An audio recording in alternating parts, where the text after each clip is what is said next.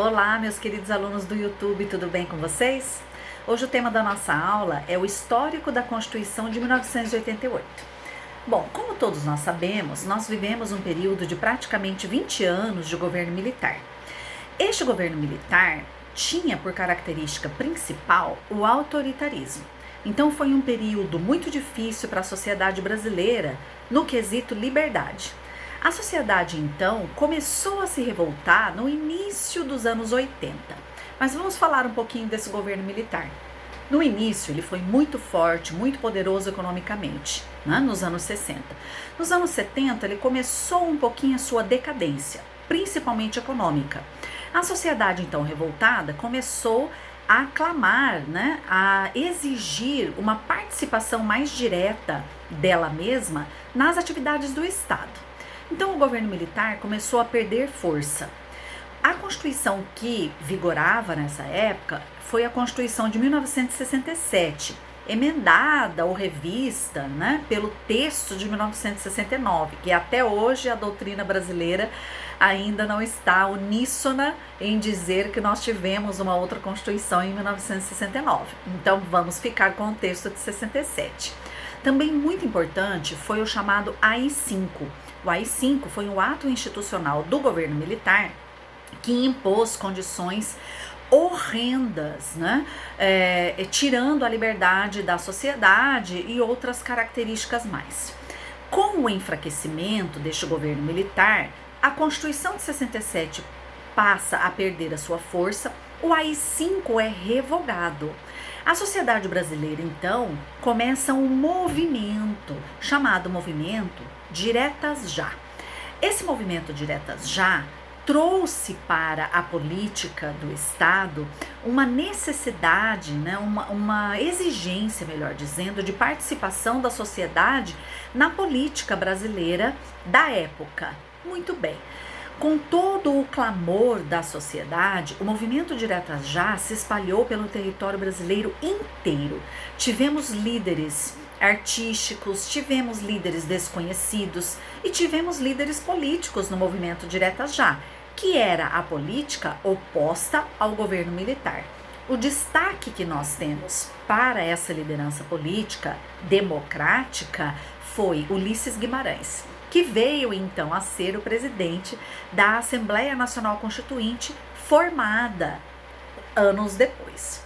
Bom, o período de transição, o início dos anos 80, teve uma característica, teve um fato relevante, né, que nós temos aí na história, todos nós, né, vimos isso acontecer, graças a Deus, que foi a eleição presidencial de Tancredo Neves e seu vice José Sarney, bem no início dos anos 80.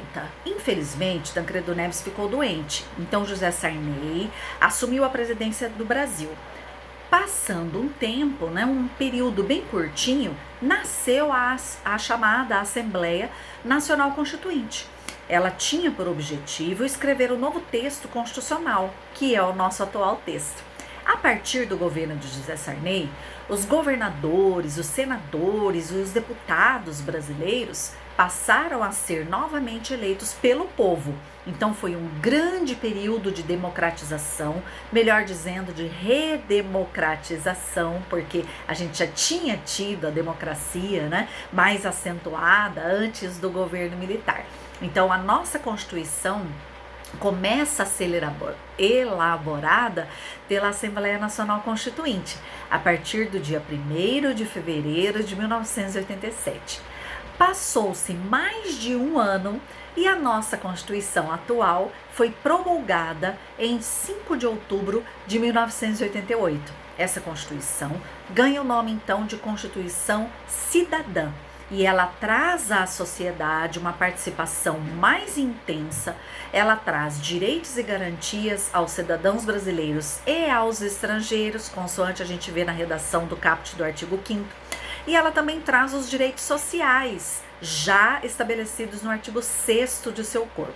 Essa Constituição é formada por 250 artigos em seu corpo fixo, mais de 100 artigos no ADCT, né, nos atos das disposições constitucionais transitórias, e hoje ela está reformada com mais de 100 emendas constitucionais. Então, a nossa Constituição atual, a nossa Constituição cidadã, ela acompanha a evolução da sociedade, e o seu histórico, né, fica para nós como uma homenagem à nova democracia, né? Marcando a sociedade brasileira mais atual, mais republicana, vamos dar essa característica também, né? A coisa que pertence ao povo, ao governo que é do povo e vem do povo, para o povo e pelo povo, tudo isso na República, né? E essas características, então, a gente consegue já ler no artigo 1º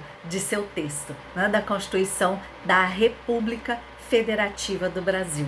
Bom, eu espero que vocês tenham gostado do histórico da Constituição. Se você quiser assistir um pouco mais das minhas aulas, entre em contato comigo por meio do endereço que está aqui no vídeo, do meu e-mail, e eu aguardo você. Aguardo o seu contato. Até a nossa próxima aula. Tchau, tchau!